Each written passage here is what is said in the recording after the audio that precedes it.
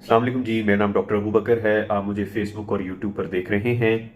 हदीस शरीफ का मफ़हूम है, जिस मुआशरे में फ़हाशी और बेहयाई के काम सरेआम होने लगेंगे, अल्लाह पाक उस मुआशरे में ऐसी बीमारियों को पैदा करेगा जो पहले नहीं हुआ करती थी, जो हमारे बड़ों ने ना देखी होंगी ना उनके बारे में सुना होगा। आपने न्यूज़ में सुना होगा कि अमेरिका में, कनाडा में और इंग्लैंड में और ऑस्ट्रेलिया में मंकी पॉक्स जो है वो फैलने लगा है। उसकी वजह क्या है कि एक रिसर्च जो मैं आज पढ़ रहा था, उसके मुताबिक जिन कम्युनिटीज़ में जिना की बीमारी, और वो जिना जो कि मर्द मर्द के साथ करता है, जिनको हम होमोसेक्सुअलिटी भी कहते हैं, इस बीमारी की ज्यादती है, उस कम्युनिटी में ये बीमारी ज्यादा फैल रही है। वजह है कौम लूत पर, जिसका जिक्र अल्लाह ने कुरान में किया है, उस पर अल्लाह का अजाब भी इस बीमारी की वजह से आया। और अब खबरें ये सुनने को मिल रही हैं कि मंकी पॉक्स बीमारी जो है, उसका खतरा जो है वो पाकिस्तान के सर पर भी मंडरा रहा है। आज ही न्यूज़ के मुताबिक जो है वो इस्लामाबाद में भी और खैबर पख्तूनख्वा में भी कुछ केसेस जो हैं वो रिपोर्ट हुए हैं। कुछ हॉस्पिटल्स में जो है वो अलग से वार्ड जो है वो कायम किए जा रहे हैं। तो आज मंकी पॉक्स के बारे में आपको थोड़ा बताता चलूं कि ये एक स्मॉल पॉक्स लाइक डिजीज है, जैसे जिसके हम चिचक के नाम से जानते हैं, कि जिसमें रैश डेवलप होता है बॉडी फेस पे, पूरे जिस्म पे वो दाने जिसको हम कहते हैं वो बनना शुरू हो जाते हैं। बेसिकली ये बंदरों से या मंकी से ये बीमारी जो है वो आई है। 1958 में पहली दफ़ा जो है वो डिस्कवर हुई थी।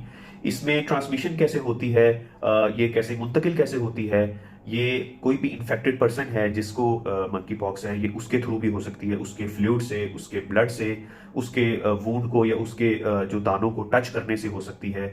उसके अलावा जिस एनिमल को ये डिजीज है उसका गोश्त खाने से ट्रांसमिट हो सकती है, या रोडेंट्स जिस तरह के रैट्स है, माउस है, या स्क्विरल जिनको हम गुलहरी भी बोलते हैं, या चूहा भी है जो खास तौर पे उनके थ्रू भी ये ट्रांसमिट हो सकती है।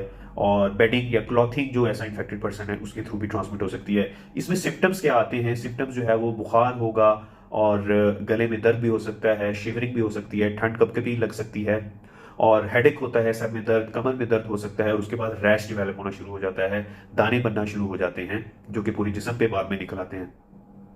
अभी तक इस बीमारी की कोई स्पेसिफिक ट्रीटमेंट नहीं दरियाफ्त हो सकी। अलबत्ता एक आर्टिकल में पढ़ा था, उसमें यूनाइटेड स्टेट्स में कुछ ड्रग्स हैं जिन पर अभी वर्किंग जारी है।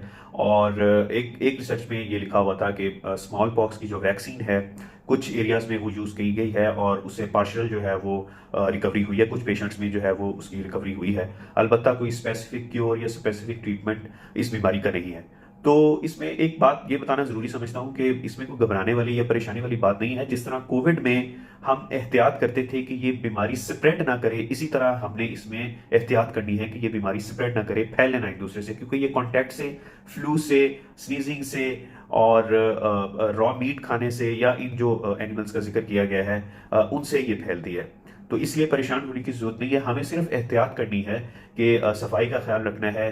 अगर हमारे एरियाज में इस तरह के जानवर हैं, या इस तरह के लोग हैं जो हमें लगे कि ये इन्फेक्टेड हैं, या ये ट्रैवल करके आए हैं, चूंकि ये बीमारी ज़्यादा अफ्रीका के इलाकों में पाई जाती है, वहीं से दूसरे मुल्कों में मूव की है, तो इसलिए उन इलाकों में ये बीमारी ज़्यादा है। तो इसलिए परेशानी की जरूरत नहीं है। अपना ख्याल रखें, अपने इर्द गिर्द के लोगों का ख्याल रखें, और जितना हो सके हमें इज्तिमाई तौर पे इस्तिग़फ़ार करनी चाहिए कि ये ऐसी बीमारियां जो उन कम्युनिटीज़ में बहुत ज़्यादा हैं जहाँ पर ज़िना और फहाशी बहुत आम है, और हमारे इलाकों में भी आना शुरू हो गई हैं। तो इसमें हमें इज्तिमाई इस्तिग़फ़ार करने की भी ज़रूरत है, एहतियात के साथ साथ। बहुत शुक्रिया। अस्सलाम वालेकुम।